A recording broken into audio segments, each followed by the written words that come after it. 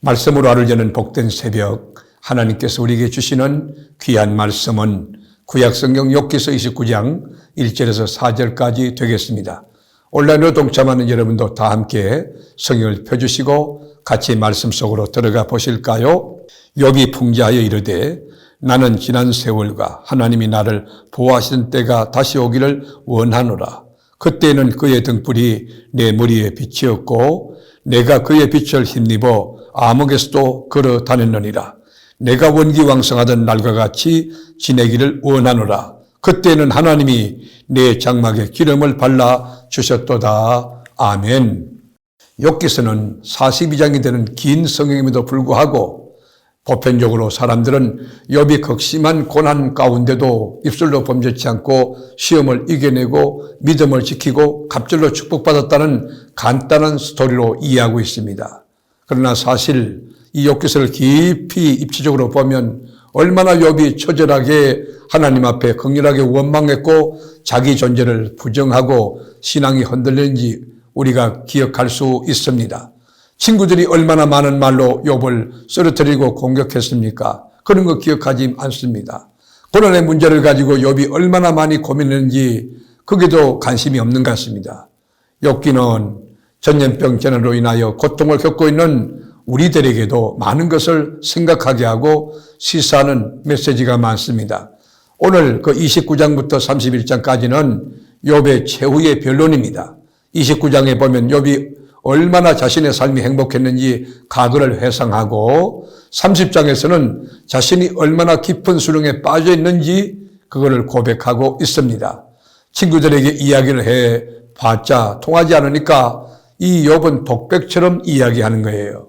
그리고 하나님으로부터 해답을 얻기를 원하는 것입니다.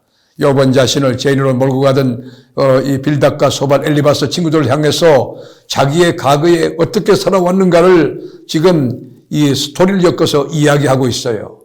사람들은 보통 부자들을 욕합니다. 그러나 우리가 부자를 욕할 필요가 없죠. 정직하게 성실하게 벌은 그런 가운데 하나님 주신 은혜라고 하면 그 부자를 존경해야 안 됩니까? 우리가 존경할 때 부자들이 갖고 있는 것 사회적인 책임을 가지고 또 풀어서 섬기며 베풀고 나누고 그러지 않겠습니까? 욥은 행복했던 과거를 회상하면서 나는 지난 세월과 하나님이 나를 보호하시던 때가 다시 오기를 원한다. 다시 오기를 원하고 있어요. 하나님께서 등불로 나를 비춰주셔서 캄캄한 중에도 길을 잃어버리지 않았으며 무엇보다도 자식들이 자기를 둘러싸고 있을 때 행복했다고 그 3절 4절에서 과거를 수리하고 있습니다. 자식들에게 둘러싸여 있었고 젊은이들에게 존경을 받았던 그 이야기를 5절 8절에서 또 들려주고 있어요. 젊은이들은 욥을 보면 길을 비켜주고 머리를 숙였어요. 노인들도 일어서서 예를 표했어요. 8절에 보면 나를 보고 젊은이들은 숨으며 노인들은 일어나서 서며. 여러분, 귀족들이 높은 지위를 갖고도 이 욥 앞에서는 입을 다물고 오히려 이 지혜로운 욥의 말을 듣기를 원했다는 것이에요. 그 9절부터 11절까지 보면 그런 이야기예요. 얼마나 인생을 잘 살았고 근 있는 사람인가를 충분히 시사하는 그런 내용이라고 생각됩니다. 젊은 사람들은 기성세대를 가리켜서 이제 꼰대라고 표현합니다. 나이 많은 사람이 잘난 척하고 함부로 깨우치려고 하는 것을 꼰대짓한다 그렇게 표현하지 않습니까? 그런데 욥은 젊은 사람에게 존경을 받고 있는 것입니다. 노인들도 그를 인정하고 알아주었습니다. 욥은 자신과 타인이 없는 행복해지는 것을 원했어요. 욥이 어떻게 해서 그렇게 부유해졌는지 우리 알 수 없지만 그가 어려운 처지에 놓인 생전 처음 보는 이들의 사회적 친구가 되었습니다. 내가 알지 못하던 약자, 사회적 약자, 그들과 친구 관계를 맺었다는 것이죠. 약한 자를 괴롭히는 자들을 응징하고 빼앗긴 것을 찾아주기도 했습니다. 17절에 보면 불의한 자의 특별을 부수고 노획한 물건을 그 이새에서 빼내었느니라. 그래서 자신의 삶은 계속해서 잘 될 것이라고, 좋아질 것이라고, 형통할 것이라고, 죽을 때까지 행복할 것이라고 낙관했어요. 18절에 보면 내가 스스로 말하기를 나는 내 보금자리에서 숨을 거두며 잘 되면서 그리고 한나라 간다는 거죠. 나의 날은 모래알같이 많으리라. 장수할 것을 그는 기대했어요. 내 뿌리는 물로 뻗어나가고 이슬이 내 가지에서 밤을 지내고 갈 것이며 내 영광은 내게 새로워지고 내 손에서 내 화살이 끊이지 않았노라. 여러분, 많은 사람들은 욥의 말을 경청하기 원했어요. 듣기를 원했어요. 욥이 입을 열면 사람들이 귀를 기울였습니다. 욥은 자신이 살고 있는 삶의 바운더리에서 모든 관계, 공동체 안에서 정신적인 지주였고 왕과 같은 권위를 갖고 있었던 사람이었어요.